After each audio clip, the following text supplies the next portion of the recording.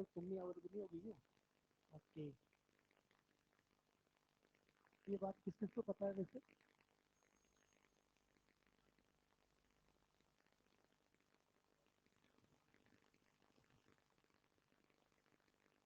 ये क्वेश्चन आपने अपने मॉड्यूल में भी देखा होगा,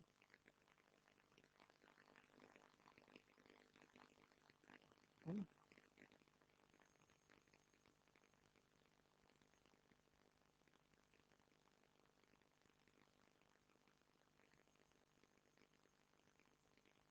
ये ए पॉइंट है, ये बी और ये सी, ये सेंटर है इसे। पिछली क्लास में अपन ने काम किया था, अगर आपको याद हो तो यहाँ से हमने एक पेंडुलम को रिलीज किया था, है ना? अब उस पेंडुलम जब अपन ने यहाँ पे नेल फिक्स की थी, तो वो पेंडुलम यहाँ से एक पाथ फॉलो करता था। बिना बेटा पेन मुझे, जब इतना गंदा हो ही रहा है थोड़ा और कर लें। इस पाथ को फॉलो करता हुआ आया था, याद है कुछ? और इस पाथ को फॉलो करता हुआ इसके अराउंड इस सर्कल में घूम गया। तो दिख रहा है? तो अगर आप इस पाथ को ठीक से देखोगे तो वही डायग्राम मैंने वहां बनाया है ना? तो यहाँ कहानी सिर्फ इतनी सी है कि ये एक स्मूथ ट्रैक है, ये स्मूथ है ना? और यहाँ से मैं एक ब्लॉक को रिलीज कर रहा हूँ, इनिशियल वेलोसिटी 0 है। पहला सवाल आपसे ये पूछा जाता है, जो बहुत ज्यादा फेमस क्वेश्चन है, कि what should be the height of this point from the ground और lower most point of reference line so that it will complete the loop, right? So first बात तो यही है कि व्हाट शुड बी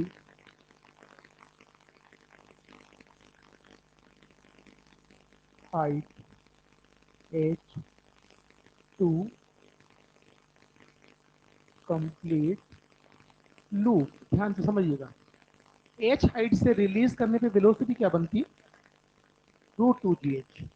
तो यहाँ जो वेलोसिटी इसकी बनेगी v, अगर वो √2gh है, क्या है वो तो अपन ने यहाँ से रिलीज करने के बाद की।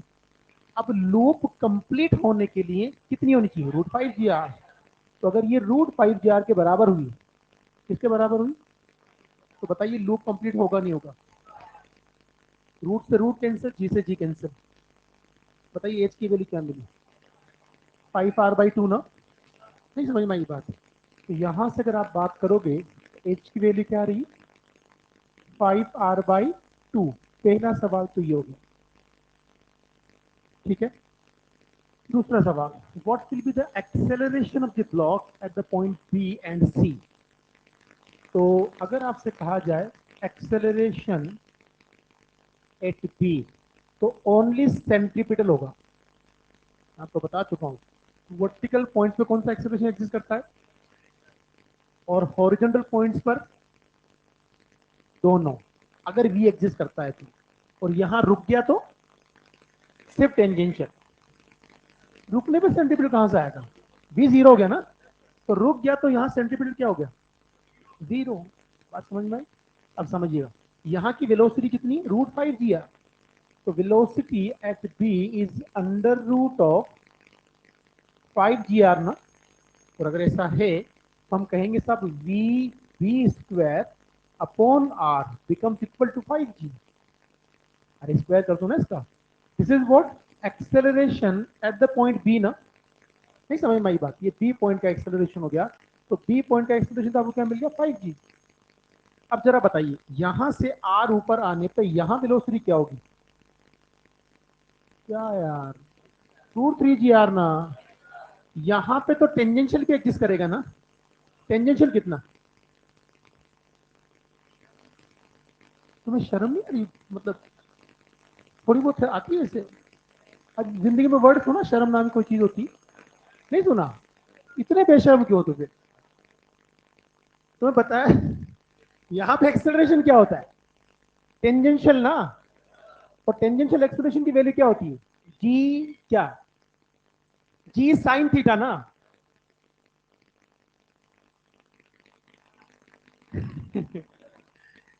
यहां देखो, एक जनरल पॉइंट ढूंढो यहाँ पे। एम जी नीचे लगेगा, एम जी का ऑस्थिटा इधर, इधर क्या होगा? तो इसकी स्पीड बदलने के लिए रेस्पॉन्सिबल कौन है? तो टेंजेंशियल एक्सेलरेशन क्या होगा? बचपन से पढ़ते आए हो भाई, इंक्लाइन प्लेन पे जी साइन थीटा होता है, और ये इंक्लाइन प्लेन तो बदल रहा है, वो हो क्या रहा है? तो यहाँ थीटा की वैल्यू क्या है, तो जी साइन 90 क्या हो गया, जी ना, और सेंटीमीटर इधर आएगा कितना, V C square by R ना, क्या ये वीसी है, बताइए वीसी स्क्वायर बाई आर की वैल्यू कितनी, 3g। तो रिजल्टेंट इधर आएगा नहीं आएगा, कितना बनेगा, root 10g, under root of 3g square plus G square becomes equal to root of 10g ना।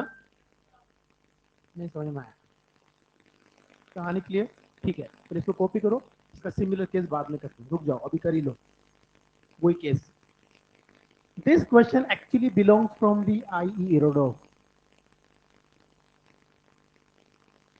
ओ नहीं, एरोडो में सारे सवाल मुश्किल नहीं होते, उसके आसान सवाल बाकी किताबों वालों ने चुरा चुरा के अपने पास भर लिए।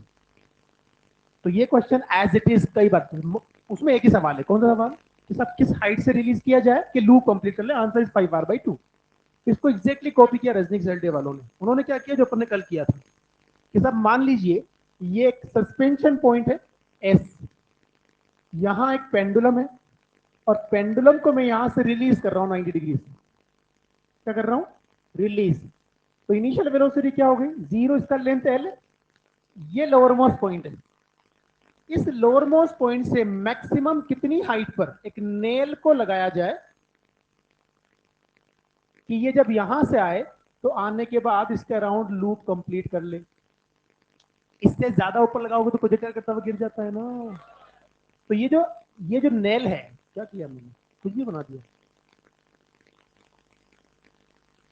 चलेगा ना, ठीक है, तुम समझ रहे हो ना मतलब, हाँ थोड़ा सा कभी कभी समझना भी आना, ठीक है, आपका मतलब ये था, ये ये नेल है ना, तो इसके अराउंड अपन को रेडियस, आ गया भाई, नेल को नीचे निकालना, ये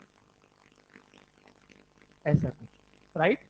तो ये लगभग यही केस है, नहीं समझ में आई बात, जरा मुझे बताइए, अगर ये y है, क्या है y, तो जरा मुझे बताइए यहाँ का r, वहां का y, और यहाँ का l, यहाँ का h, तो मुझसे वहां r पूछा है ना बेसिकली, तो यहां से r करूंगा तो क्या मिल जाएगा, 2h/5। नहीं समझ में आया, वो हमेशा सवाल में लेंथ की वैल्यू देते हैं 1 मीटर, कितनी देते हैं, तो इसको अगर 1 मीटर दे देगा वो, तो वो 0.4 मीटर आ जाएगा, नहीं समझ में आई बात। तो ये जो y की मैक्सिमम वैल्यू होगी वो कितनी होनी चाहिए, जल्दी बताइए, अरे 2l/5 to complete loop around nail. For l equal to 1 meter, this becomes equals to 2/5 meter. That means this is a 0.4 meter. नहीं समझ में आई बात, बना लो जल्दी से।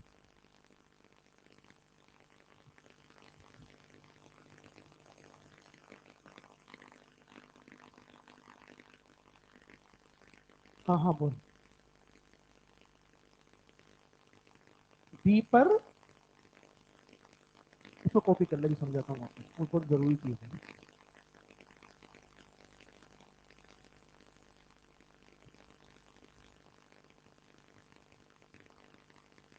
बेटा जल्दी बना लेना, ये बहुत सारे केस करने हैं अभी, और आज अपनी लास्ट क्लास, इस लिहाज से ये हुआ कि अगर अभी डिस्कशन पूरा नहीं हुआ तो फिर मुझे वो प्लस पे जाकर डिस्कशन करना पड़ेगा एक बार। अभी सिकंदर सर आ गए ना तुम्हारे, तो एस टी सर और सिकंदर सर चलेंगे, ऐसे तरह खत्म हो गया, तो वो आ जाएंगे बायोलॉजी वाले, आप अपन वापस आएंगे बाद में, फिर आखिरी लास्ट टाइम तक हम ही चलेंगे।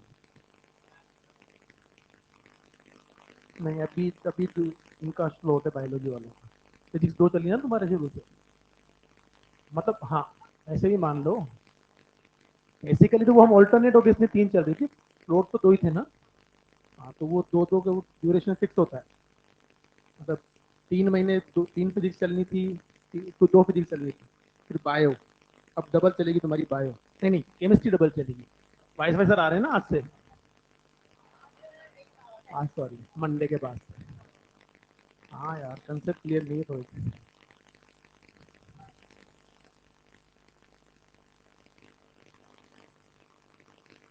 हाँ?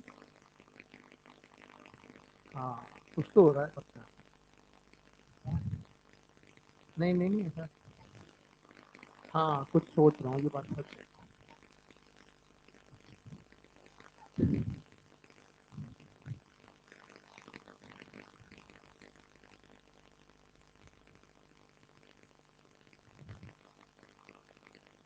जल्दी कर लो फटाफट।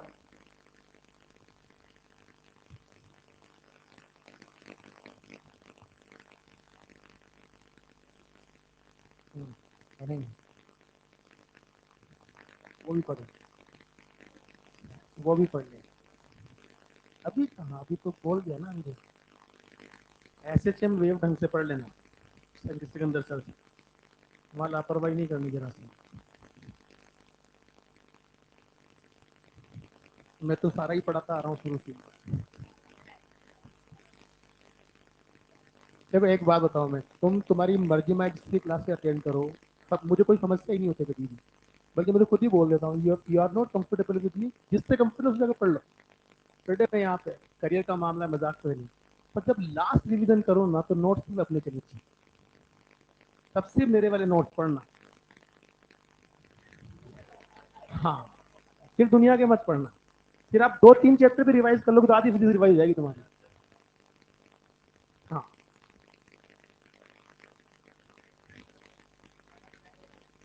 बढ़े बढ़े।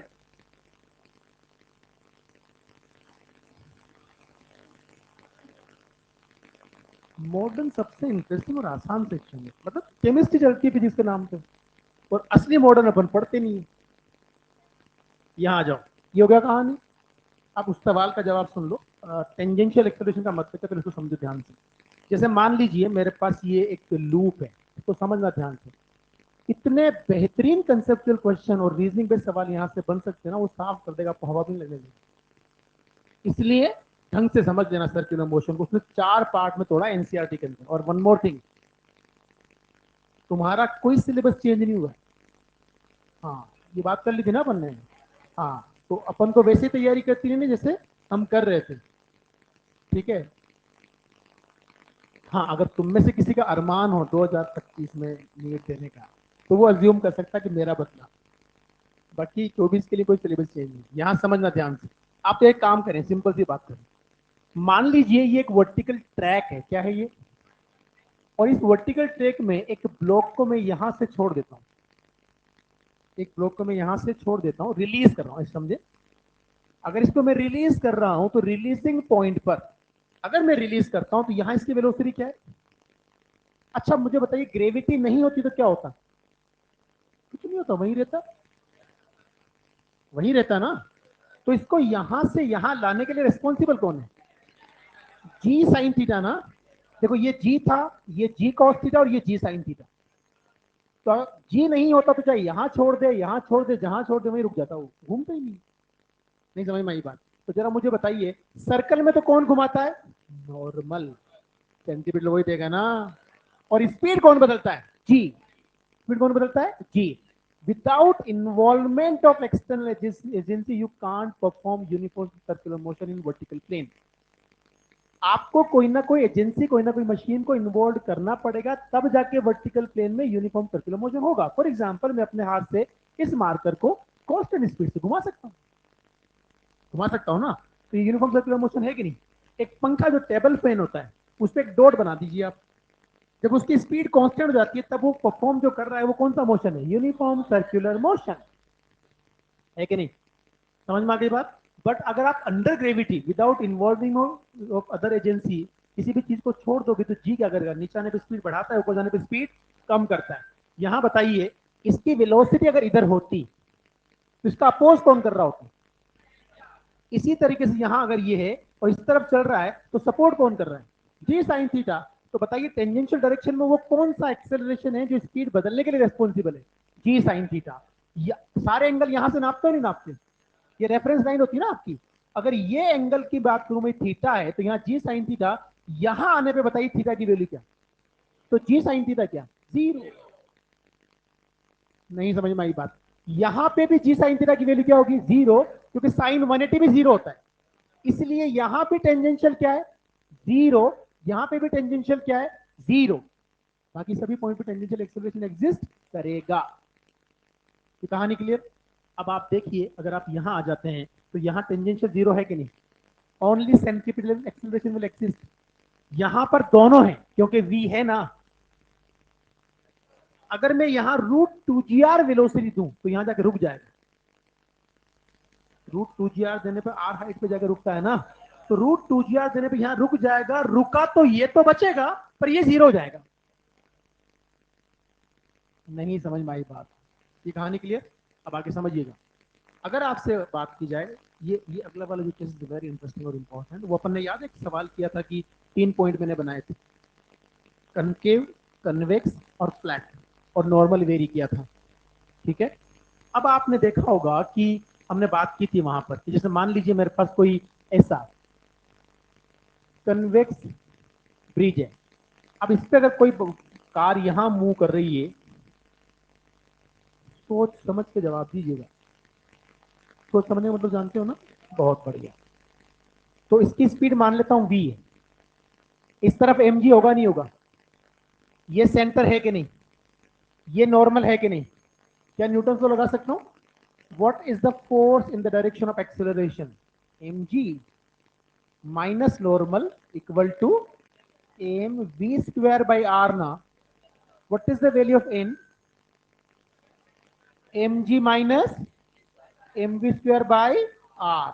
अब इस कार में एक भाई साहब बैठे हुए हैं, वो कॉन्टेक्ट लूज करवाना चाहते हैं, तो n को जीरो करना पड़ेगा। नहीं समझ में आया? For N to be zero, इसको जीरो करोगे तो M B square by R equal to क्या होगा? एम से एम, तो वी की वैल्यू क्या? √gr। हमने यहां से क्या डिस्कस किया था कि रेडियस कम हुआ तो कम स्पीड पे कॉन्टेक्ट लूज हो जाएगा, रेडियस ज्यादा हुआ तो ज्यादा स्पीड पे लूज होगा। इसीलिए छोटे छोटे ब्रेकर, कॉलोनी का ब्रेकर ना छोटा सा, वो आप कितनी भी कम स्पीड में चलो एक बार तो कॉन्टेक्ट लूज होता ही है। नहीं समझ में आई बात? और हाईवेज पे जो ब्रेकर बने थे उनका रेडियस वो बड़ा बनाते हैं। क्यों बनाते हैं बड़ा? कि ज्यादा कॉन्टेक्ट लूज करने वाली स्पीड हो, वरना पता लगा कि मत बार बार में कॉन्टेक्ट लूज होगा, पता नहीं कितने लोग हवा में जाएंगे। नहीं समझ, स्पीड बहुत ज्यादा होती है ना वहां तो ये बहुत इंटरेस्टिंग फैक्ट, आप समझिएगा ध्यान से। ये यहाँ कहानी के लिए। अब अगली कहानी है कि साहब एक हॉरिजॉन्टल रोड है और ये एक कन्वेक्स ब्रिज है और ये फिर हॉरिजॉन्टल रोड है। क्लियर? और इसका सेंटर ऑफ सर्कल यहाँ लाई करता है कहीं ना कहीं। एक कार यहाँ पर है, एक कार यहाँ पर है और ये एंगल थीटा है, राइट? ये पोजीशन ए है और ये पोजीशन बी है जब कार यहाँ आएगी तब। कार की स्पीड यहां भी v है और यहां भी v है। ठीक है, ये बी पॉइंट है। Speed of car from A to B is constant. Speed constant है। आपको सिर्फ इतना बताना है कि उसमें बैठा हुआ जो व्यक्ति है, उसमें बैठा हुआ जो इंसान है, उसको अपना वेट ए से बी पे जाने पर धीरे धीरे बढ़ता हुआ फील होगा या घटता हुआ? बोलो ना,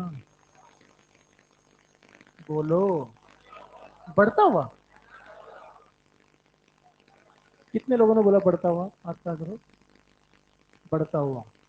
1 2 3 4 5 6 7, धीरे धीरे हाथ खड़ा कर रहे हैं लोग। यही सही है, बढ़ेगा।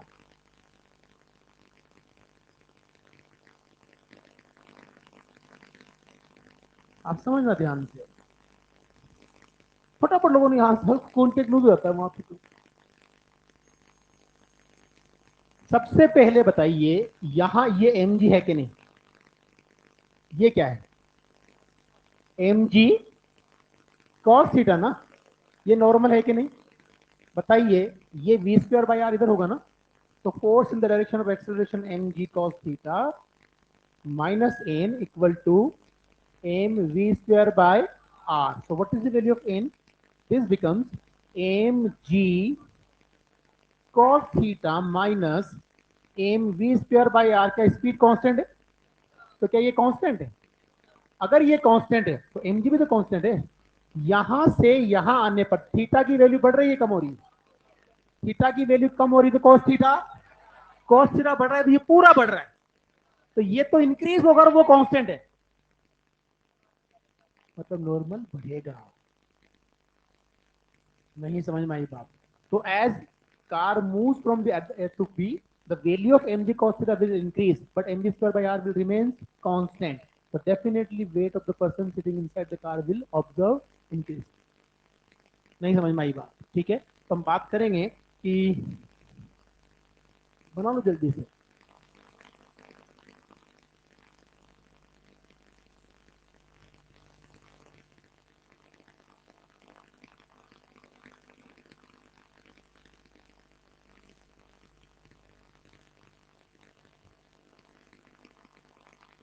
जल्दी करो।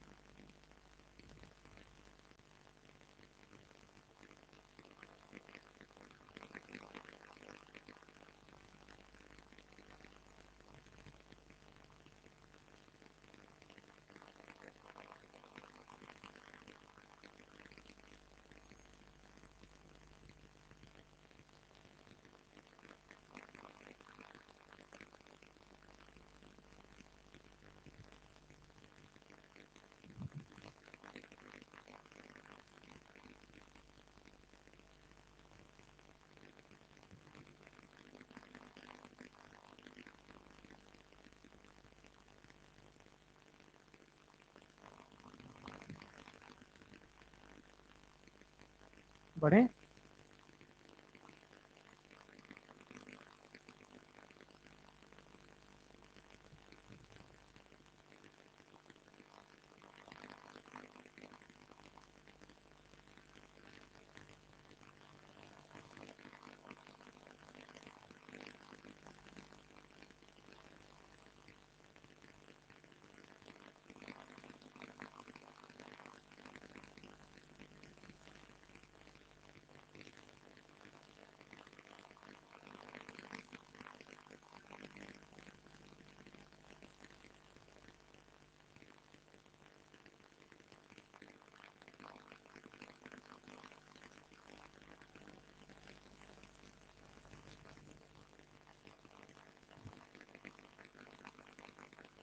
चलिए, ये केस समझ में आ गया? अब समझिएगा कंफ्यूजन क्या है, फिर उसको क्लियर कीजिए। दो केस हैं, दोनों बहुत ज्यादा इंपॉर्टेंट है, ये अपन ने बात होगी। अब अगर मैं आपसे बात करूं कि मान लीजिए मेरे पास ये है एक वर्टिकल,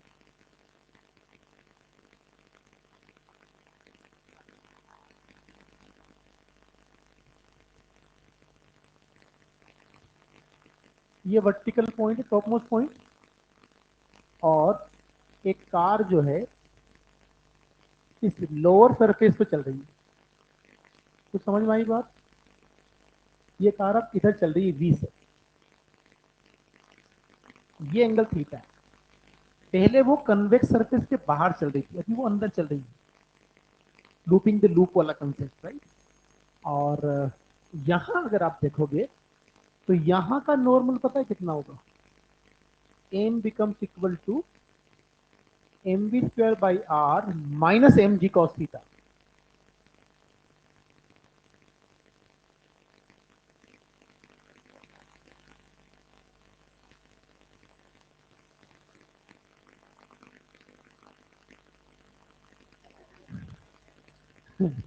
कोमा में नहीं है क्या? अपन ऐसा पढ़ा था कि जब अंदर कोई गाड़ी चलती है तो ये होता है, थीटा की वैल्यू अपनी यहां से नापी थी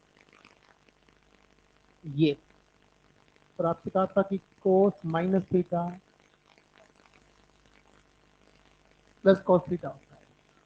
अच्छा, ये भाड़ में गया, छोड़ो, डायरेक्ट ही बात कर सकते हैं ना। तो अपन एक काम करते हैं, पहले आप इससे बढ़िया चीज समझो, ठीक है, ध्यान से समझना। और ये फील होता है जिंदगी में, कभी कोई हिली एरिया में अगर कार वार से जाने का मौका मिले, तो ऐसे कन्वेक्स और कनकेव रोड बहुत मिलते हैं। तो वहाँ दो तीन चीजें होती हैं। अगर मान लीजिए कन्वेक्स सरफेस पे आपकी गाड़ी चल रही है, स्पीड बहुत ज्यादा है, तो कई बार आप कॉन्टेक्ट लूज कर जाते हैं, आप बहुत हल्का फील करते हैं। और कनकेव के लोअर मोस्ट पॉइंट से जब आप गुजरते हैं तो वेट ज्यादा फील होता है। लेकिन एक बहुत इंटरेस्टिंग पॉइंट होता है जहां पे गुदगुदी चलती है। हेलो, अभी समझना क्या होता है। ऐसे जैसे मान लीजिए कि, हाँ, समझना ध्यान से, यहां पे एक पॉइंट मैंने बनाया, ये पॉइंट, और इसको, ठीक, मतलब ये वाला जो पॉइंट है ये इस वाले सर्कल का हिस्सा है, और ये वाला जो पॉइंट है वो इस सर्कल का हिस्सा है। इस पॉइंट को एक स्पेसिफिक नाम से जानते हैं। हाँ, एडिसन ने बताया होगा, डिफ्लेक्शन नहीं, इन्फ्लेक्शन, पॉइंट ऑफ इन्फ्लेक्शन, जहां पर कर्वेचर बदलती है, जहां पे कर्वेचर। तो अगर आप ध्यान से देखेंगे, तो अगर ये पॉइंट जो है, इस पॉइंट को मैं पी नाम दे देता हूं, तो पी पॉइंट के पहले आपका जो व्हीकल या ऑब्जेक्ट है वो कनकेव सरफेस पे चल रहा है, और पी के बाद वो कन्वेक्स पे चलेगा। नहीं समझ में आई बात? अगर आपको सिर्फ इतनी सी बात समझ में आती है कि यार इस पॉइंट के जस्ट पहले यहां, और इस पॉइंट के जस्ट बाद में यहां दुनिया बदल जाती है, तो आपका सवाल गलत नहीं होगा। जो आप गलतियां करते हो इस वजह से करते हो, आप समझना ध्यान से। बेसिकली मैं इसके जस्ट पहले और बाद में बना रहा हूं, मुझे एक्सटेंडेड बॉडी बनानी थी, इसलिए डायग्राम वो बना दिया, पर थीटा हम सेम ही लेंगे। तो बोलो ना यार। तो यहां ये थीटा ले लूं, और यहां पर ये थीटा ले लूं, राइट। अब मैं जस्ट पहले बात करता हूं। तो अगर आपकी गाड़ी इस तरफ चल रही है वी से, तो ये नॉर्मल इधर होगा नहीं होगा? यहाँ पे भी नॉर्मल इधर ही है, पर यहां अगर देखोगे तो एक्सेलरेशन किधर है? सेंटर की तरफ, C1 की तरफ ना। यहां देखो तो एक्सेलरेशन किधर है? C2 की तरफ। अब जरा बताना, यहां मैंने एम जी इधर लगाया, ये क्या है? एम जी कॉस थीटा ना। इसी तरीके से यहां अगर मैं एम जी इधर लगाऊंगा तो ये क्या है? M G cos theta. कुछ समझ में आया? यहां का नॉर्मल N1, यहां का नॉर्मल N2। हम N1 की बात करते हैं। What is the force in the direction of acceleration? N1 minus M G cos theta equal to M V square by R ना। तो बताइए N1 की वैल्यू क्या मिली? M V square by R plus M G cos theta. Hopefully समझ में आ गया होगा। यहां बात करते हैं, what is the force in the direction of acceleration? M G cos theta minus equal to what? M V square by R ना। तो जरा बताइए, what is the value of N2? M G cos theta minus M V square by R. बताइए कौन सा wait ज्यादा है? N1 ज्यादा है ना। तो यहां से यहां जाने पे वेट कम हुआ। चेंज इन वेट कितना है? चेंज इन वेट अगर बात करूं तो क्या करोगे बताओ? N1 माइनस N2 करोगे ना, किसके बराबर आएगा? 2। तो ये आ गया 2mv² के बराबर। और ये है उस गुदगुदी का कारण। नहीं समझ में आई बात? तो अगर आप यहां देखेंगे तो ये यहां से यहां तक ये सरफेस तो फ्लैट ही है ना। तो यहां आप मेंटली प्रिपेयर रहते हो, यहाँ जीवन में यहाँ हल्का फील होता है, यहाँ भी आप मेंटली प्रिपेयर रहते हो, यहाँ भारी फील होता है। और जब आप मेंटली प्रिपेयर्ड हो तो आपकी बॉडी तैयार है उस चीज को बर्दाश्त करने के लिए। और आप प्रिपेयर्ड नहीं हो, तब अचानक कुछ हो जाए, जो कि वहां होता है। नहीं समझ में आई बात? ठीक है, तो इट इज वेरी इंपॉर्टेंट, समझना ध्यान से बेसिकली यहाँ नॉर्मल बदल जाता है, फॉर्मूले का तरीका बदल जाए, इसलिए आप कंफ्यूज रहते हो। अगर अंदर कनकेव पे चले तो थीटा की वैल्यू बदल, जैसे मान लो अपन यहाँ बात कर रहे थे, ये M B square by R plus M G cos theta है ना, यहाँ आ जाओ, जब थीटा 90 से ज्यादा हो जाएगा तो कॉस थीटा नेगेटिव, अंदर में चल रहा है ना। अब यहां से यहां आने पर नॉर्मल कम होगा, नहीं समझ में आई बात। लेकिन हम क्या देख रहे हैं कि यहां से यहां आने पर नॉर्मल बढ़ता है, तो अंदर अगर वो चल रहा है तो ऊपर जाने पर नॉर्मल, लेकिन बाहर अगर वो चल रहा है तो नॉर्मल बढ़ेगा। कुछ समझ में आई बात, अब बना सकते हैं। हम्म, कोई बात, तू कर ले को।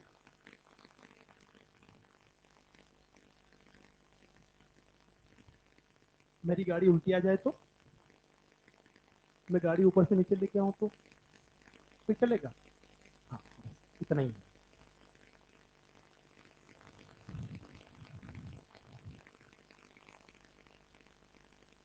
ये बढ़िया तरीका है, बेहतरीन।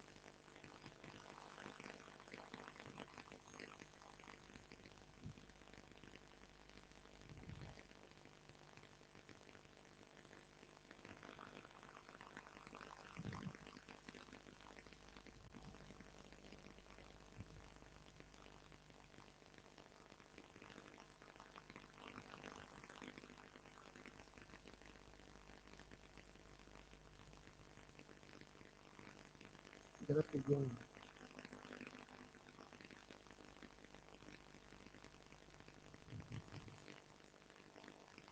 तो खुश हो क्या होगा, है तुमसे मजा आ गया वो लिखती है, अरे तो बहुत आसान आ जाएगी।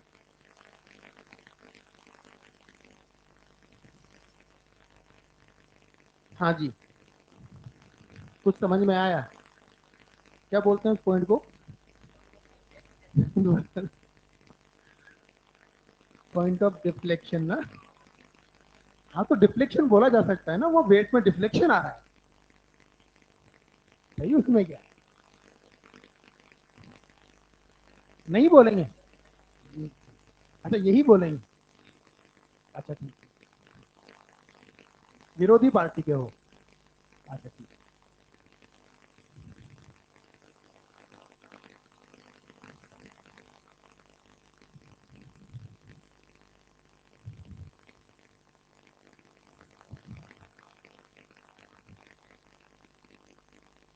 बढ़े, हाँ आज सच में लास्ट, तो मुझे तो पता होगा पहले से। अच्छा शेड्यूल तुम्हारा, हाँ आज वैसे भी मतलब इस वीक की अपनी आखिरी क्लास थी ना, तो उधर वरना फिर उस शेड्यूल में क्लास से नहीं लगती तो समझ में आ जाते हैं कोई आगे क्लासेस नहीं है।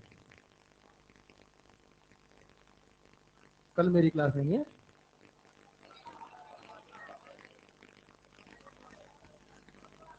हाँ,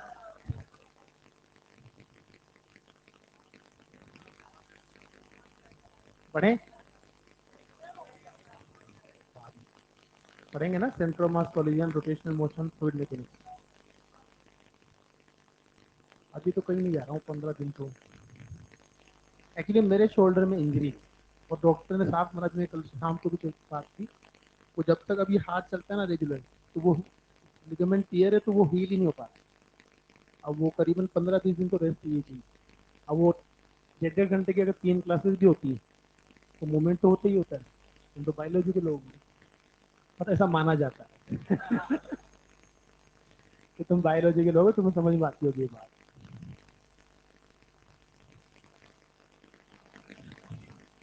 वही तो लफड़ा पड़ रहा है, मैच में बॉलिंग नहीं कर पा रहे। हाथ टूटा हुआ है तो लोग दादागिरी कर रहे हो, अगर समझो आप। हाँ, वो ज्यादा मजा आता है ना, ऐसे आप समझो। हाँ क्या गिरी, मंडे को नहीं होगी अपनी क्लास, मुंह में रखवा दूंगा डिस्कशन क्लास। अभी अभी तो आओ, डाउनलोड लेके आए हो ना तुम्हारे। हाँ, बना लिया ये। हेलो, हाँ जी, बात करते हैं डाउट समस्या और समाधान। वो क्या करना, बहुत करना है।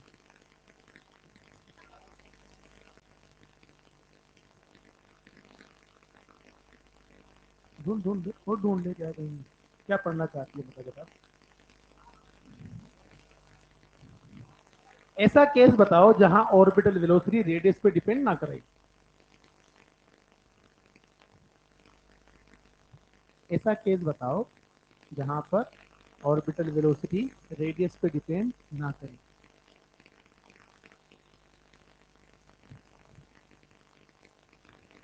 मैग्नेटिक फील्ड में चार्ज घूमता तो डिपेंड नहीं करती।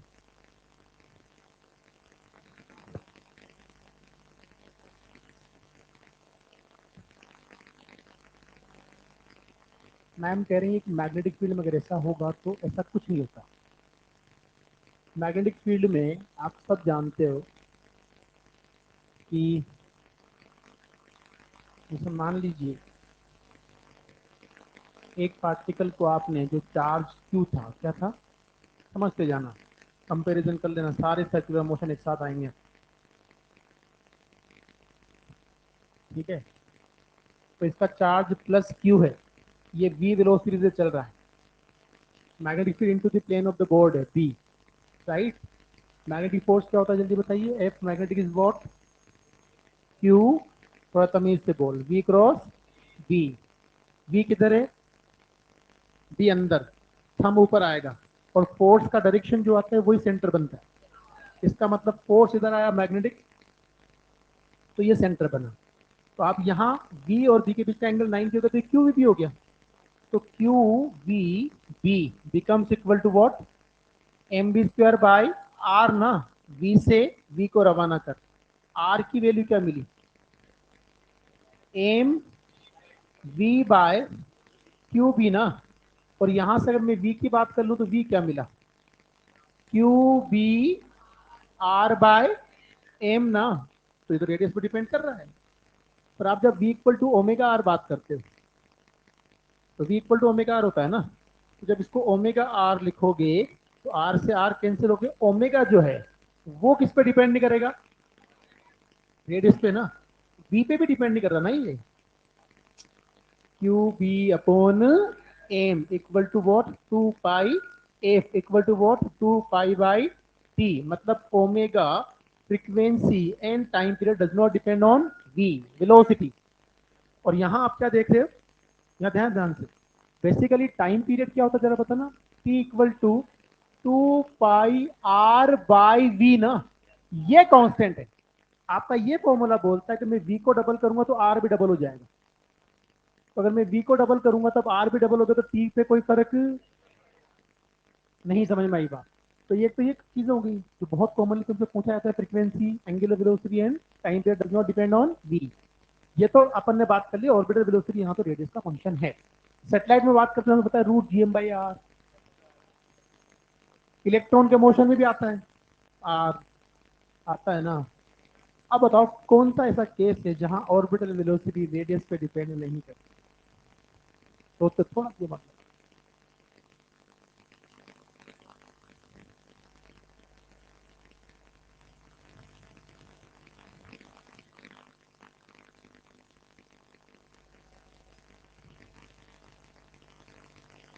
घूमेंगे ये।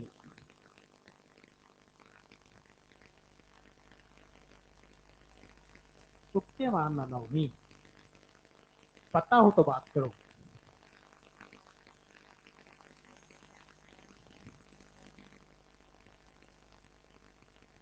फिर आज के बाद याद रखोगे, आज भी फिर वही रहेगी कहानी, याद रख लोगे।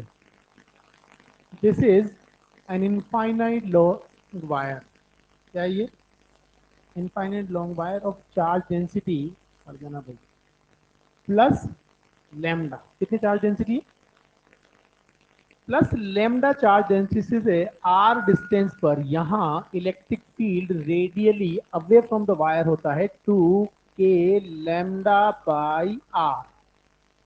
होता है नहीं होता है। अगर मैं यहाँ पर एक नेगेटिव चार्ज, यहाँ पर एक नेगेटिव चार्ज माइनस क्यू रख के छोड़ दूं तो फोर्स इधर लगेगा एफ, और इस एफ की वैल्यू होगी क्यू ई, मतलब 2 k lambda Q by R. ये फोर्स किधर लगेगा, वायर की तरफ ना। What is the necessary condition for circular motion, एक फोर्स थी जो वेलोसिटी के, ये कहानी क्लियर। अगर मैं इस वायर से आर डिस्टेंस पे माइनस की चार्ज रखूं, इसे परपेंडिकुलर फेंक दूं, तो क्या फोर्स वी के परपेंडिकुलर होगा? ये इसके अराउंड सर्कुलर मोशन करेंगे। और यहां पर M V square by R, R से आर रहा।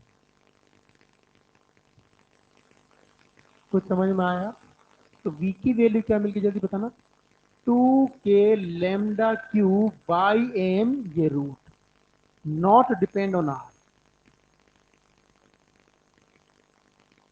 ओनली सिंगल केस है ये। कौन बोला इक्विलिब्रियम? किधर से आवाज है? हाँ हाँ जी, तो क्या करना था बता।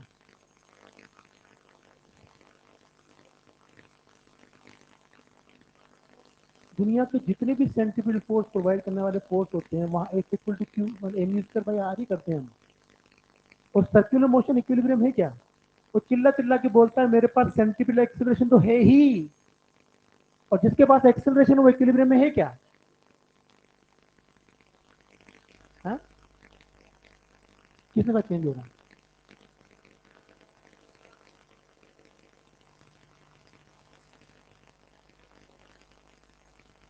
फोर्स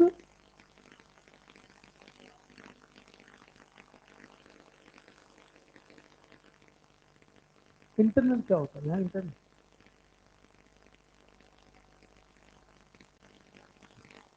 कहाँ गए थे? कहीं नहीं, क्या लाए? कुछ नहीं, झक्की मारी है तुमने पूरे सर्कुलर मोशन पढ़ते पढ़ते। अगर ये हालत तुम्हारी अभी है तो झक मारने से भी कोई नहीं, झक मारने में थोड़ा सा तुम लोग, तुम्हारे वो ना बायोलॉजी बायोटेक्नोलॉजी तुम्हारा चैप्टर है, उसमें बहुत सारे अलग अलग तरह की वो आती हैं ब्रांचेस, फिशरीज और वो हॉर्टिकल्चर, तो ना आते नहीं आते? Very good very good. उसमें तुमसे सवाल पूछा जाता है झक मारने का मतलब क्या होता है?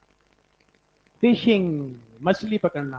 Very good. अच्छा, मैं नहीं बताया था क्या? अरे यार, तुम्हें बायोलॉजी वाले क्या बताते हो?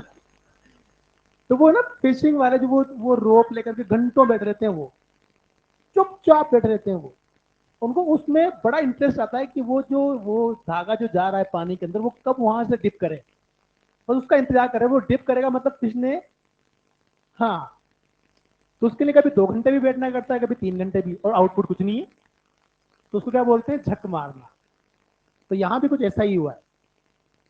पागल कहीं का भी। एक बात बता मेरे को, दुनिया सर्कुलर मोशन की शर्त क्या है? अच्छा, अरे नहीं, ये तो ब्रेव बॉय, वो तो पूछ पा रहा है, समस्या तो बहुत से लोगों को होगी। आप समझो, आप ये देखो, आप टॉप ऊपर चल जा, उसको ऊपर से देख रहा है तू। आंख वाँख बनाते हैं ना अपन मेडिकल में, मैग्नेटिक्स में आंख बनाते हैं ना। हाँ, तो टॉप व्यू डायग्राम बनाऊंगा तो कहानी क्या है कि साहब ये है वायर, ये है आर, ये है फोर्स कौन सा? क्यू ई, और ये मेरा नेगेटिव चार्ज था जिसको मैंने वी इधर दे दिया। तो जो इधर क्यू ई लग रहा है वो क्या करेगा? वो तो सेंट्रीपिटल प्रोवाइड करेगा ना। हाँ क्या?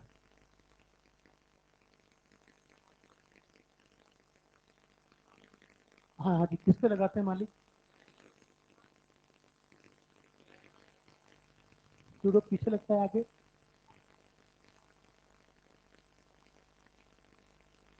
हम सूडो की बात कब करते हैं? उसको बताने दो ना, समस्या तो उसको है। हाँ,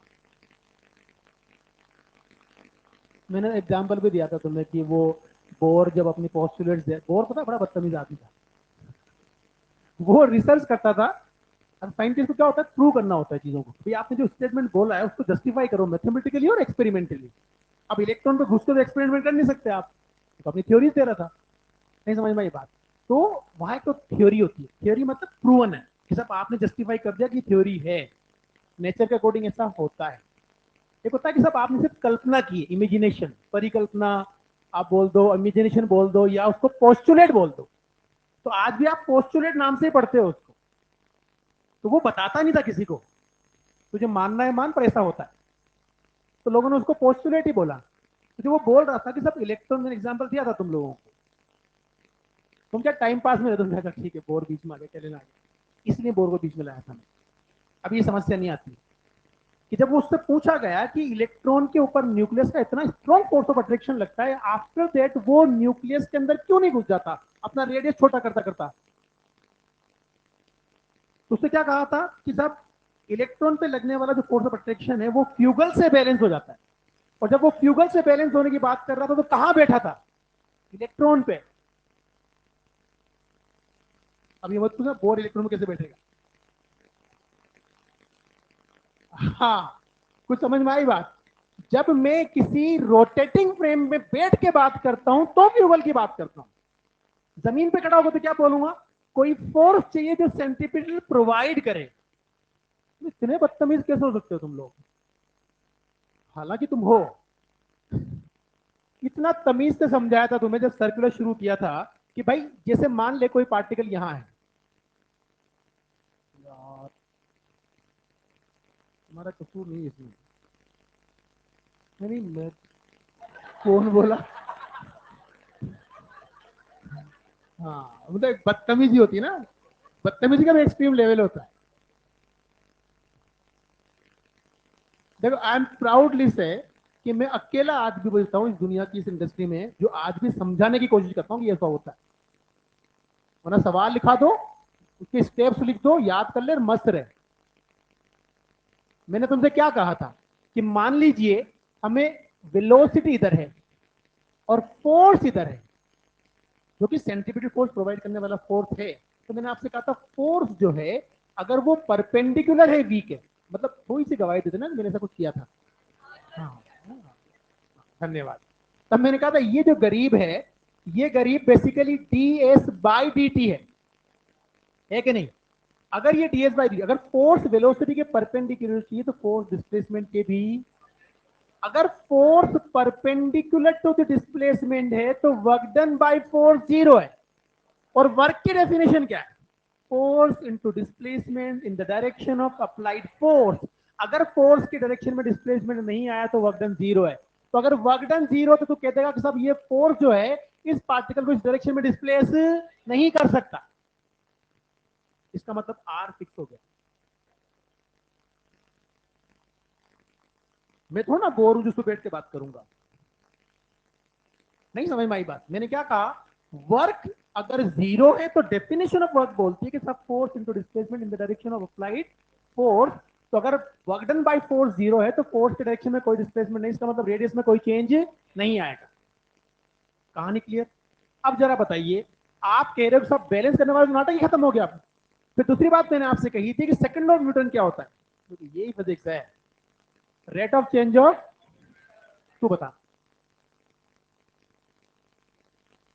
गलत बोलो ना कान के दूंगा दोनों। वो आमिर खान के देखे थे थ्री इडियट में। हाँ ठीक पीके में। अरे हाँ, वो भी पीके देखने गया था ना, जब मेरी बेटी छोटी वाली छोटी थी तो उसको पता था कि मुझे पीके सर बोलते हैं। तो वो बहुत छोटी थी तब ना, तो मूवी में डिबेट में बोला कि ये वही पीके हो क्या आप वाले। मैं नहीं थे। हाँ बोल, सेकंड लो चाहिए मुझे। चेंज इनर्शिया चेंज क्या होता है, अब तो फंस गया बहुत बुरी तरह से। पर कोई नहीं, कंसेप्ट क्लियर हो गया। अपन तो समाज सेवा करें, दूसरों को भी क्लियर हो गया। हाँ वो नहीं पता ना, चेंज इन इनर्शिया।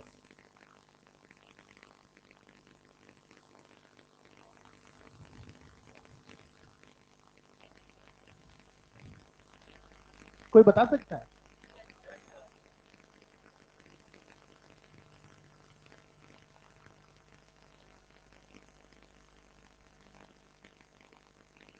हाँ उधर पीछे न्यूटन पूछ, न्यूटन आपको, तू न्यूटन ने, बैठ जा। न्यूटन,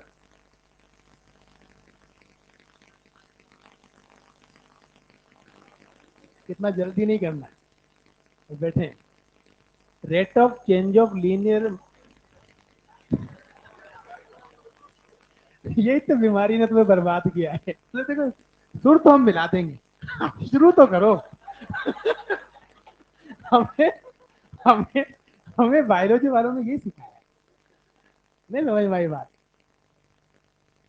वो ऐसे तो याद करवाते हैं, what is the powerhouse of the cell, nitrogen. बच्चा खुश, बोले मुझे याद हो गया यार, क्या बढ़िया टीचर मिला। सुन ले तमीज से, जो फॉर्मूला तेरा है वो F external equal to DP by BT है, उसको हम बोलते हैं rate of change of linear momentum equal to external force. फिर मैंने कहा था कि कहानी यहां खत्म नहीं होती, इसके बाद वाली लाइन ज्यादा इंपॉर्टेंट है। चेंज इन मोमेंटम,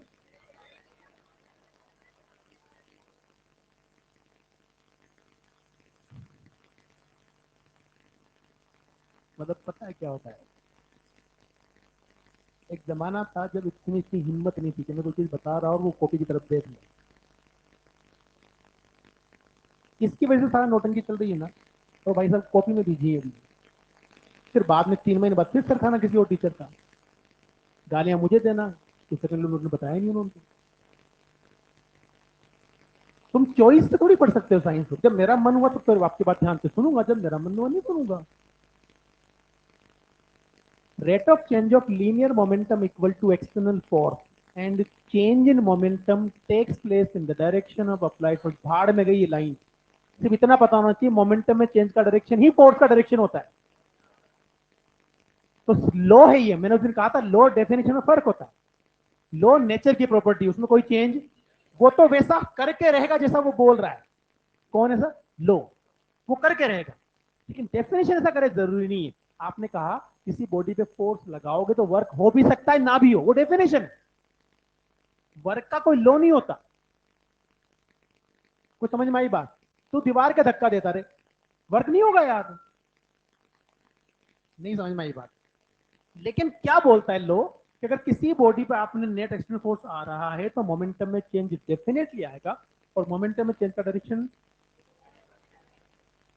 समझ में आ गई बात? मोमेंटम में चेंज का डायरेक्शन ही वेलोसिटी में चेंज का डायरेक्शन है, ये बात भी हमने की थी। समझ में आ गई बात? अच्छा जरा बताइए, क्या वेलोसिटी में चेंज का डायरेक्शन ही एक्सेलरेशन का डायरेक्शन है? मतलब फोर्स के डायरेक्शन में एक्सेलरेशन आएगा। तो आपने कहा सब मेरे जो आपने कहा सब हम एक फोर्स थी जो वेलोसिटी के परपेंडिकुलर बना रहे हमेशा, वहां से एक बात क्लियर हो गई कि वो जो पार्टिकल है वो फोर्स के डायरेक्शन में डिस्प्लेसमेंट, मतलब रेडियस फिक्स हो गया। पर लॉ बोलता है सेकंड लॉ ऑफ न्यूटन के मोमेंटम में चेंज आएगा, और मोमेंटम में चेंज का डायरेक्शन फोर्स का डायरेक्शन, फोर्स का डायरेक्शन किधर? सेंटर की तरफ, किधर?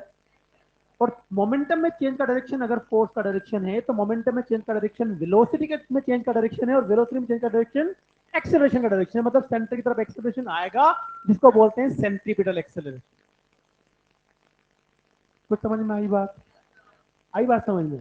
तो यहां कौन से फोर्स को बैलेंस करने की बात कर रहा है तू? बकवास से फोर्स को बैलेंस करना था। If I am standing on the ground frame और inertial frame of reference, I will always say a necessary force जो हमें चाहिए बेसिकली सेंट्रीपिटल फोर्स प्रोवाइड करने के लिए will provide centripetal force. But if I am talking from that frame जो घूम रहा है, मैं क्या बोलूंगा? It will balance bye centrifugal. अब मैं नॉन इनर्शियल में जाकर खड़ा हूं ना, तो बैलेंस की बात कब करता हूं?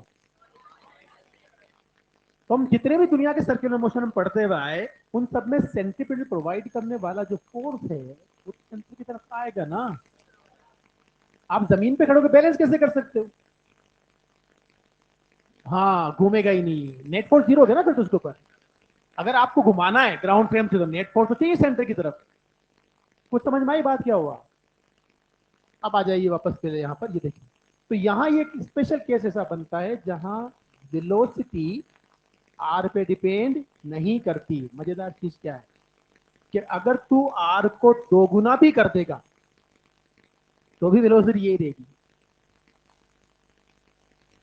अरे यार, नहीं समझ, तू आर को 4 गुना कर दे, मतलब अगर ये वायर के आसपास घूमेगा तो एक फिक्स वैल्यू ऑफ वेलोसिटी के लिए घूमेगा, वरना नहीं घूमेगा। इस न्यूमेरिकल वैल्यू से फिक्स वैल्यू निकल के आएगी ना। सपोज वो वैल्यू 10 मीटर पर सेकंड है, तो अगर उस गिवन चार्ज के लिए तेने 10 मीटर पर सेकंड की वेलोसिटी दे दी तो घूमेगा, 10 से कम देगा तो नहीं घूमेगा, ज्यादा देगा तो भी। तो ये एक स्पेशल केस है पूरी फिजिक्स में, जहां पे हम कह सकते हैं कि जो orbital motion of charge particle है या कोई भी पार्टिकल का ऑर्बिटल मोशन है वो रेडियस पे डिपेंड नहीं, बाकी सब जगह डिपेंड करता है। कुछ समझ में आई बात? ठीक है, ये था वो केस जिसकी मैं बात कर रहा था। अब आप मर्जी आपकी, याद रखो आपकी मर्जी, नहीं याद रखो आपकी मर्जी। हाँ जी, आप रखो।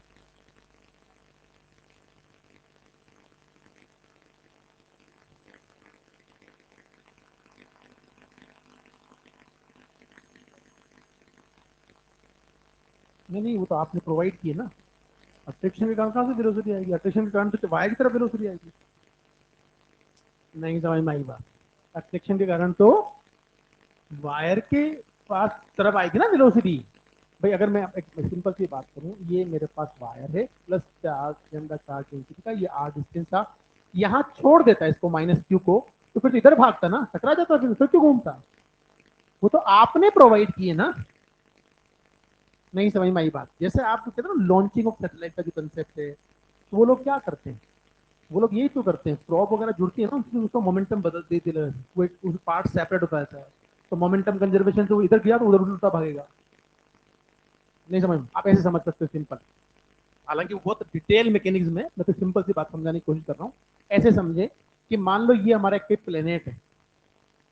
अब इस प्लेनेट से एक ऑब्जेक्ट को मैंने ऊपर फेंक दिया 20 से, और ये यहां जाके रुक गया, रुक गया तो टपक जाएगा वापस। नहीं समझ में आई बात? रुकेगा तो आना उसका हक है ना, ग्रेविटेशन पुल लग रहा है। पर मान लीजिए जब वो रुका यहां पर, तभी इसका एक टुकड़ा टूट के इधर भाग गया, तो इतना ही मोमेंटम इसको इधर मिल जाएगा, तो ये हो जाएगा ना चालू, एम जी के परपेंडिकुलर वेलोसिटी हो गई। लेकिन ये जो प्रोब है इसको डिस्ट्रॉय करवाना जरूरी होता है, और ये डिस्ट्रॉय नहीं हुई तो क्या होगा? क्योंकि अगर मान लो ये इधर चली, फिर इसमें एक्सप्लोजन होगा, वो एक्सप्लोजन इधर होगा, तो एक उधर गया एक इधर गया, इससे पाथ छोड़ दिया, वरना वो उधर आके टकरा जाएगा धड़ाक। नहीं समझ में आई बात? तो असली कहानी क्या है कि आपको यहाँ, अच्छा असल दुनिया अलग है। अगर आप प्लेनेटरी मोशन को ठीक से समझो, मतलब सैटेलाइट को, सैटेलाइट समझ में आता ही नहीं दुनिया से, आता है? आता तो होगा यार, चलो कोशिश करते हैं, मतलब हो सकता है थोड़ा बहुत मुझे भी आता हो, तो समझते हैं, अगर तुम्हें आता है या मुझे आता है या हम सबको आता है, ऐसे बात करते हैं, है ना? समझना, ये अर्थ है। क्या है ये? अर्थ। और तुम तो महान हो, है ना, हम महान हैं। तो हमने अर्थ के ऊपर एक टावर बना दिया, और टावर की हाइट बहुत, हाँ, अर्थ की रेडियस से बड़ी। जब महान बोला ही है तो छोटे मोटे काम क्यों करें? टावर कितना बनाया, हाँ, और फिर हम चढ़ गए इसके ऊपर। ज्यादा दिमाग मत लगाना, 6400 किलोमीटर रेडियस, तुम्हारी ऑक्सीजन कैसे मिलेगी, मैं जिंदा कैसे रहूंगा? नहीं, वो तेरी प्रॉब्लम है। जब तू टावर बना सकता है तो कुछ भी कर सकता है। अब तू यहाँ चढ़ गया और यहाँ चढ़ के लगा पत्थर फेंकने। अब समझना ध्यान से, अब काम की चीज आएगी। अगर इतनी सी बात समझ में आ जाती है ना, बहुत आसान चीजें हैं ये। तो आपने एक पत्थर इधर फेंका, मान लो v1 स्पीड से, और v1 कम था, तो ये से पैराबोलिक पाथ फॉलो करता करता करता करता यू आगे गिर जाएगा। सेम स्पीड से इधर फेंकता तो वो ऐसे यूं आके गिरता। तो इस पाथ को कंप्लीट करके देखिए, एलिप्स है।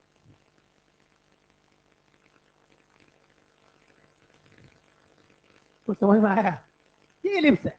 तो थोड़ी और ज्यादा स्पीड से फेंकेगा तो वो ऐसे आके टकराएगा यहां। इधर फेंकता उतनी ज्यादा स्पीड से तो ऐसे आके टकराता, अगेन इट इज एलिप्स। फिर आपने और ज्यादा स्पीड से फेंका, इट मे बी पॉसिबल कि इसको ग्रेज करता हुआ निकल जाए और वापस यहीं आ जाए, एनर्जी तो कंजर्व रहेगी ना। अब जो पहला, दूसरा और तीसरा पाथ तू देख रहा है, तीसरे पाथ को तू ध्यान से देख, और अर्थ का पूरा मास सेंटर पे ले ले, तो दुनिया बन गई केपलर फर्स्ट लॉ।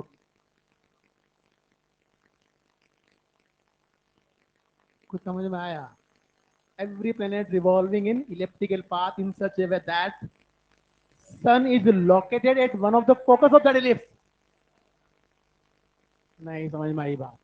कुछ समझ में आई बात? अब जरा मुझे बताइए, क्या न्यूटन ऑफ ग्रेविटेशन में आपने ऐसा कुछ पढ़ा? क्या हो रहा है? खड़ी हो फटाफट नर्स के पास।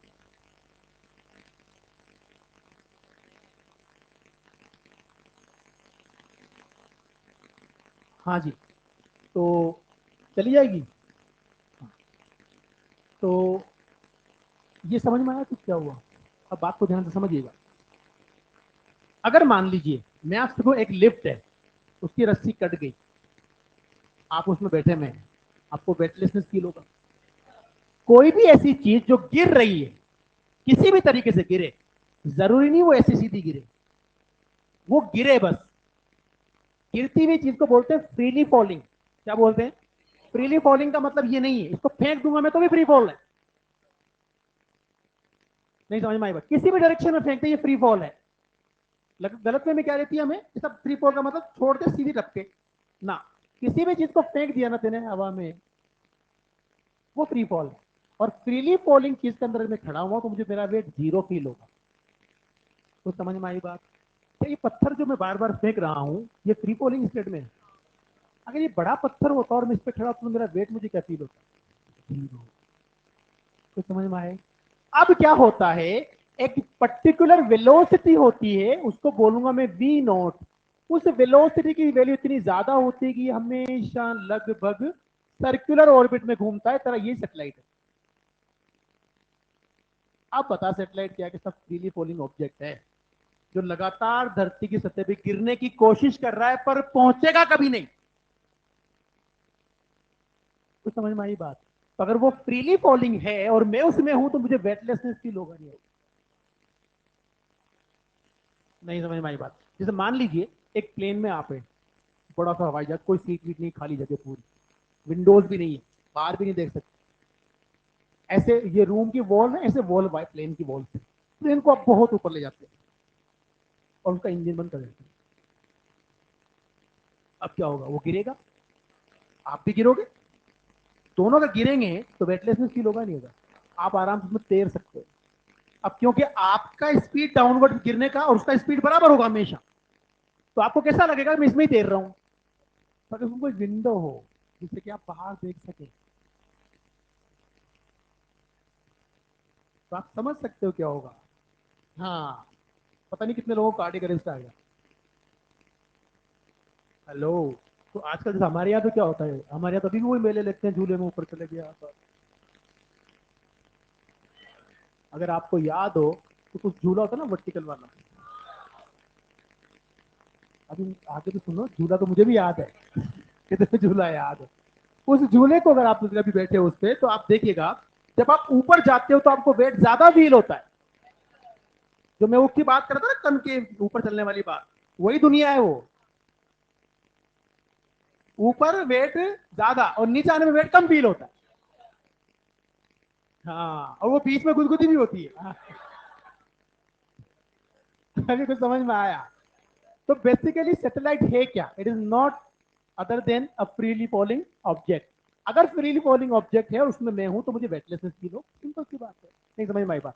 अब सिंपल सी बात यह है कि अगर आप किसी सैटेलाइट को ऐसे फेंकोगे, देखो दो लो तो तुम्हारे कंप्लीट हो गए केपलर की। एक अपन उस दिन प्रूव किया था, T square directly proportional to R cube, किया था ना? हाँ, अभी तीसरा भी कर ही लेंगे, 2 मिनट में। तीन लोग पर तुम्हें तो भाई याद रहता है। तो फ्रीली फॉलिंग ऑब्जेक्ट है ना सेटेलाइट, क्या है? और उसमें अगर मैं हूं तो मुझे क्या फील होगा? वेटलेसनेस। ये कहानी के लिए आप समझिएगा ध्यान से। अगर मैं आपसे कहूं कि मान लीजिए ये वो इलिप्स है, राइट, और इसके किसी एक फोकस पर यहां यहां सन मान लेते हैं, ये सन है, क्या है ये कोई भी प्लेनेट हो सकता है, इसको ऐसे बोलती है। आप यहां थे और आप यहां से यहां चले। आप मुझे बताइए यार, ग्रेविटेशनल फोर्स ये एंगल डी थीटा है, क्या है ये? और ये आर है। एक सन ही मान लेते हैं, सन यहां से यहां चला, सन का मास कितना? एम। सन की वेलोसिटी कितनी? वी। अरे बोलो ना यार, कितनी वेलोसिटी? वी। जरा मुझे आप बता सकते हैं कि इसने ये जो एरिया स्वेप्ट आउट किया उसकी वैल्यू क्या होगी? ट्राइंगल है ना ये। अरे बोलो ना। डी ए की वैल्यू कितनी? Half into base into height, D S ना, आर्क लेंथ। अरे angle equal to R upon L. नहीं समझ में आई बात? ये कहानी क्लियर है कि नहीं? बोलो भाई। एक काम करता हूं, इधर भी dt से डिवाइड करता हूं, इधर भी dt से बुरा मानेगा। ये क्या है?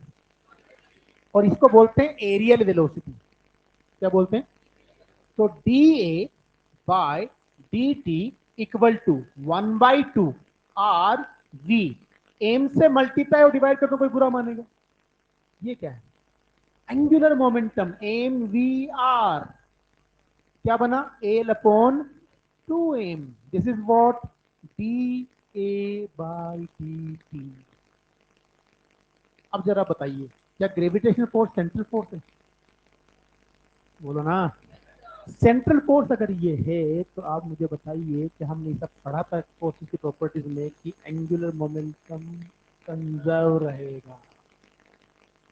एंगुलर मोमेंटम, क्या एल कांस्टेंट रहेगा? क्या एम कांस्टेंट है? क्या ये पूरा कांस्टेंट है? अगर ये पूरा कांस्टेंट है तो एरियल वेलोसिटी कांस्टेंट है। इसका ये मतलब हुआ कि अगर मान लीजिए कोई प्लेनेट यहां से यहां चला डी टी वन टाइम में, और यहां से यहां चला उतने ही टाइम में, डी टी टू टाइम उसके बराबर है, तो फिर ये एरिया भी बराबर होगा। अगर टाइम बराबर है तो एरिया भी, क्योंकि एरियल वेलोसिटी कांस्टेंट है। उसने क्या कहा था सेकंड लॉ में, areal velocity of sun around the earth around the sun remains constant. और वो पूछता है कि सेकंड लॉ किस पे बेस्ड है, कंजर्वेशन ऑफ एंगुलर मोमेंटम। ये तीन लॉ के समान। पहला क्या था, जितने भी प्लेनेट है सन के आसपास घूमते हैं इलिप्टिकल पाथ में, और सन किसी एक फोकस पे होता है। दूसरा क्या है, areal velocity of every planet around the sun will remain, मतलब इक्वल इंटरवल ऑफ टाइम में इक्वल एरिया स्वेप्ट आउट करेगा।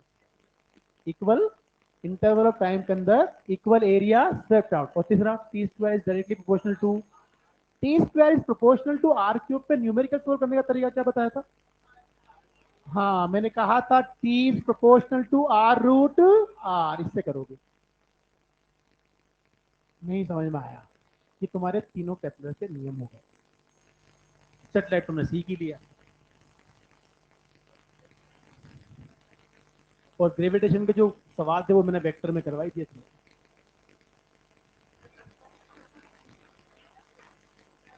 नहीं करवाया देगा? नहीं नहीं, तरीका वही होता है। ऐसे तो पढ़ते हैं तो आप, तुम्हारी समझता है क्या, तुम चीजों को प्रॉपरली याद नहीं रखते, भागते रहते हो बस। वरना ही तो अब चली कोचिंग इंडस्ट्री, तो हमारी कमजोरी का फायदा बिजनेस वाले उठाते हैं। वरना हमारे जमाने में थोड़ा ऐसा होता है, क्रैश कोर्स होता था बोर्ड के बाद 45 दिन का, उसी में लोग सेलेक्ट हो जाते थे 45 डेज में। तो 11वीं 12वीं बड़ी तमीज से पढ़ते। तुम्हारे साथ थोड़ा बहुत सारी समस्या आ गई आज के बच्चों के साथ। क्या आई, मैं छोटे बच्चों को देखता हूँ, स्टेप मार्किंग बहुत बड़ी समस्या है। स्टेप मार्किंग सबसे बड़ी प्रॉब्लम है। 5 नंबर का सवाल आया, उसको 10 स्टेप में डिवाइड कर देंगे या 5 स्टेप में। अगर 10 स्टेप में डिवाइड करेंगे तो 0.5 मार्क्स की हर एक स्टेप है। तो एक स्टेप सही लिख दी तो उसका नंबर मिल जाएगा। अब उससे क्या होता है कि अगर आपको कोई डेरिवेशन नहीं भी समझ में आ रहा, तो आप जितना समझ में आए उतना रट लोगे, उतने नंबर तो आएंगे। हमारे जमाने में दुनिया वो लगती कि अगर तेने पूरा सही किया और आखिरी में गलत आंसर लिख दिया तो 0 नंबर मिलेंगे। क्या मिलेंगे? इसका फायदा पता है क्या था, हम विदाउट परफेक्शन आगे बढ़ते ही नहीं थे, क्योंकि आपने थोड़ी भी गलती की तो नंबर तो 0 ही मिलना। हम जितना भी पढ़ते थे, हमारे टाइम पे अलग गोल बनाते थे लोग, यार तो ये चैप्टर है ना, इसमें काम काम की 6 चीजें अच्छे से कर ले, बाकी नहीं करना। वो इतने अच्छे से करने होती है, रात के 3 बजे उठा के बेटा ये क्या होता है ये बता दिया। अब अगर आपको इतनी चीजें दिमाग में होल्ड करके रखोगे आप, तो फिर बाद में जब लोगों को लोग क्लब करते हैं तो समझते थे हाँ ये वहां था, ये वहां था, ये मैं जोड़ समझ में आता, मैं तो भूल जाता हूँ बार बार। नहीं समझ में आई बात, तो चीजें इससे बदली हैं बहुत तेजी से, और ये कहीं ना कहीं गलत डायरेक्शन ही चल रही है। मैं तो इसका कभी भी, अब सही आएगा ये जो अभी आया ना एनईपी, उन्होंने ये किया है। उन्होंने क्या करा कि चलो ठीक है यार, बच्चे परेशान नहीं हो, हम एक काम करते हैं सिलेबस कम कर दें, पर कम सिलेबस पे जम के पूछेंगे। हाँ लेकर देखेंगे, और नर्स है ना यहाँ पर,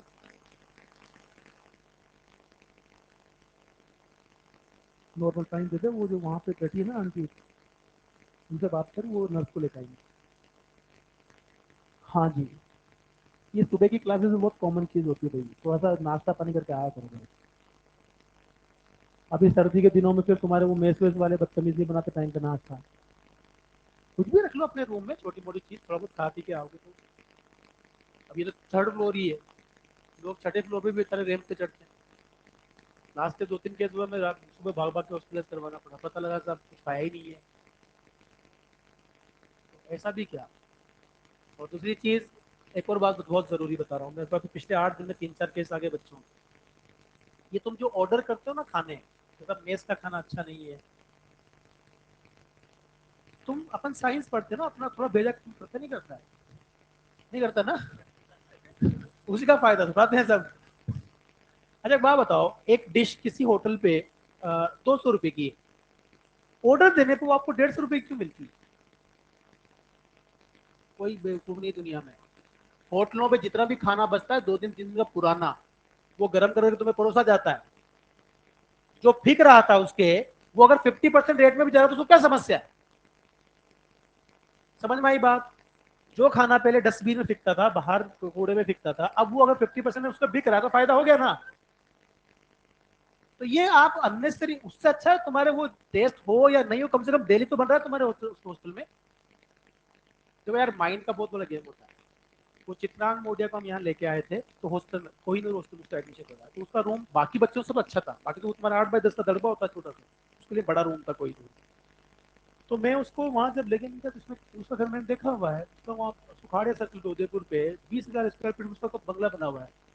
उसमें उसका बहुत शानदार आलीशान रूम है, सारी फैसिलिटी। तो इसमें कैसे रहेगा? मैं उससे पूछा यार तू यहाँ कैसे रहेगा? तो करना क्या, मुझे टेबल चाहिए, बेड चाहिए सोने के लिए, मुझे कौन सा मेरी जीवन बिताना है इसमें? नहीं समझ में आई बात? ये माइंडसेट, क्या मेरा मकसद यहाँ कमरे का स्टैंडर्ड मेंटेन करना है, खाना मेंटेन करना नहीं है। मुझे तो यहाँ आकर रैंक प्रोड्यूस करने और निकल जाना है। और जब ऐसा माइंडसेट होता है तो बर्कले से आता है उसके पास मेल, तो उसने एमआईटी ज्वाइन किया।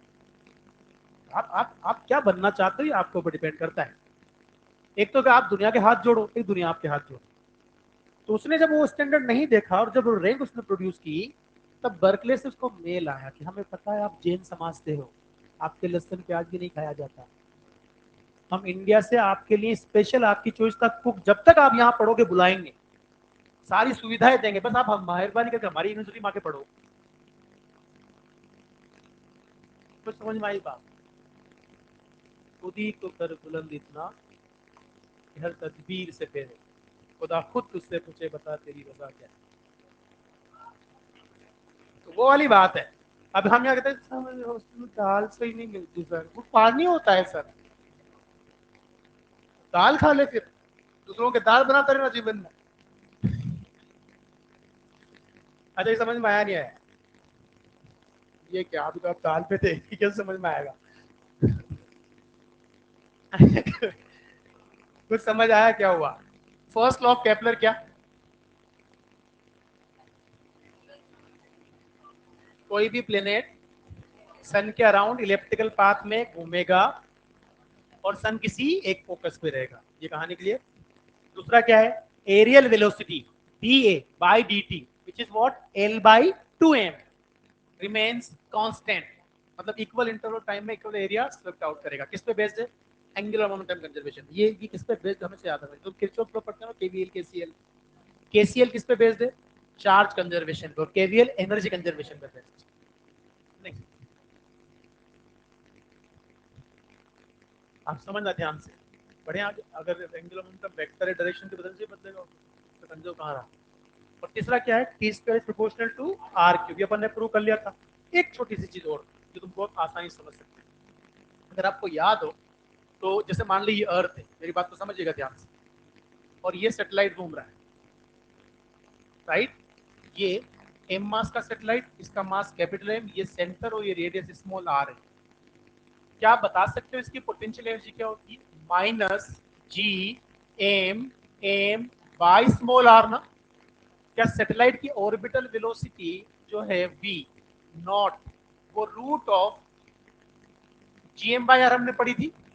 तो बता काइनेटिक एनर्जी की value half M V square कर दूं, हाफ एम, और ये रहा वी स्क्वायर कितना? G M by R. क्या मिला जल्दी बता? G capital M small M upon 2r। ये काइनेटिक एनर्जी मिली नहीं मिली? दोनों का सम कर दूंगा तो टोटल एनर्जी मिलेगी ना। टोटल एनर्जी कितनी? Minus G M M by 2r। अरे यार, माइनस एक में से प्लस आधा जाएगा तो माइनस आधा मिलेगा ना भाई। तो समझ में आई बात? अब जरा मुझे बता, क्या ये जो पोटेंशियल एनर्जी है, पोटेंशियल एनर्जी इक्वल टू जो लिखा हुआ इसको 2 से मल्टीप्लाई डिवाइड कर दूं तो -2 टाइम्स ऑफ टोटल एनर्जी। अरे इसको 2 से ही मल्टीप्लाई डिवाइड कर देना यार, नहीं समझ में आया? पक्का समझ में आ गया? और दूसरी चीज, क्या जो टोटल एनर्जी है उसका मैग्नीट्यूड काइनेटिक एनर्जी, तो ये 2 टाइम्स ऑफ काइनेटिक एनर्जी भी हो गया ना।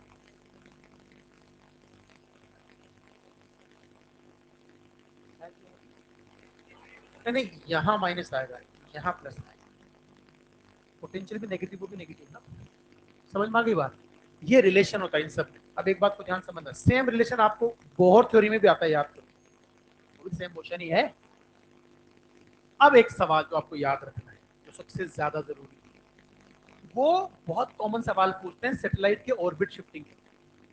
आर ऑर्बिट में रिवॉल्व कर रहा था 2r में लेके, बताइए वर्क डन कितना होगा। आर में रिवॉल्व कर रहा था 3r में लेके। जब भी शिफ्टिंग का सवाल पूछे, टोटल एनर्जी का डिफरेंस निकालना है। किसका निकालना है? किसका निकालना है? किसका निकालना है? अब बता गड़बड़ का होता है, जब ऑर्बिट से ऑर्बिट जाते हो तो वैसे ही टोटल एनर्जी निकालोगे। तो अगर मान लीजिए किसी सैटेलाइट को आप अर्थ की सरफेस से ऑर्बिट में ले जाना चाहते हो, तो सरफेस पे वो रेस्ट पे है और ऑर्बिट में वो घूम रहा है,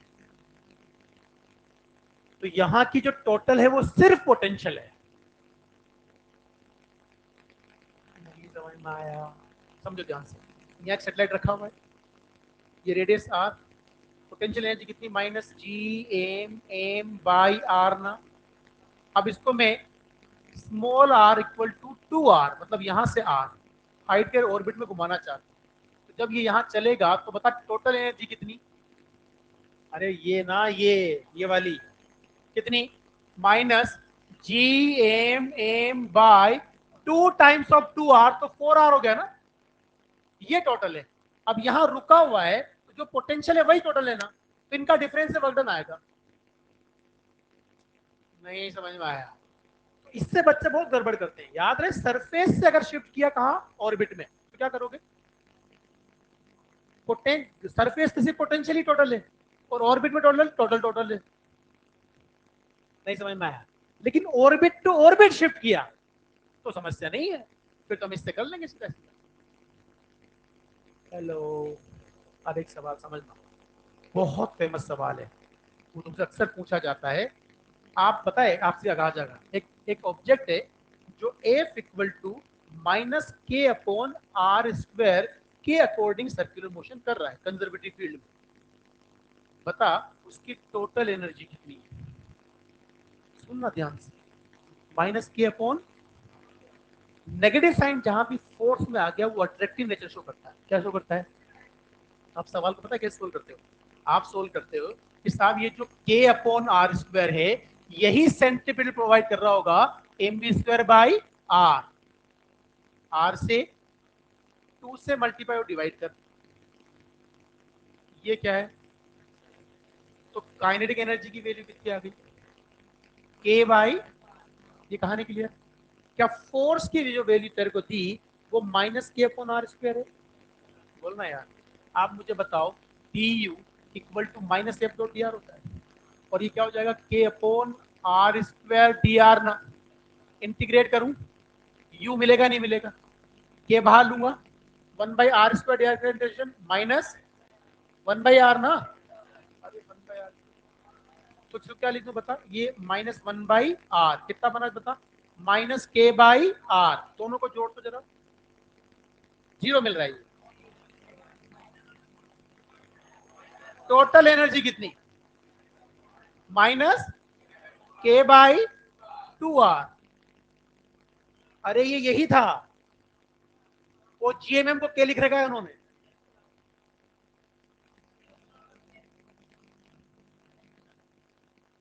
नहीं समझ में आया? उन्होंने क्या कर दिया? जीएमएम को क्या लिख डाला और सेटेलाइट का सवाल चुपके से पूछ लिया। राइट, सेटेलाइट से पूछा क्या होता, तू बताया था टोटल एनर्जी कितनी होती है? -gmm/2r। यहाँ -gmm पुट करना वही तो है।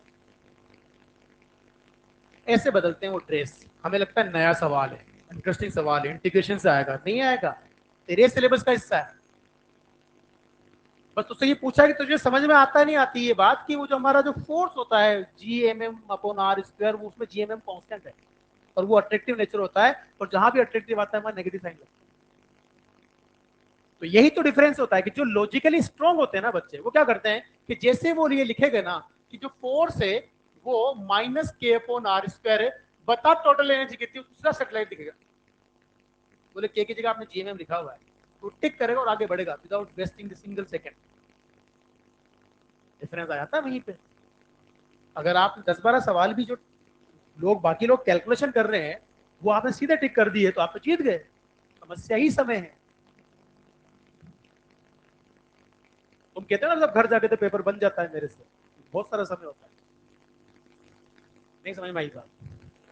चलिए साहब, थैंक यू सो मच। अब डिस्कशन रहा तो अपन कर लेंगे, ऑनलाइन कर लेंगे या मैं किसी दिन किसी से मतलब क्लास मांग लूंगा। हाँ उधार कोई दे देगा तो, इतने आसानी से देते नहीं लोग। Thank you so much. मस्त रहो। हाँ।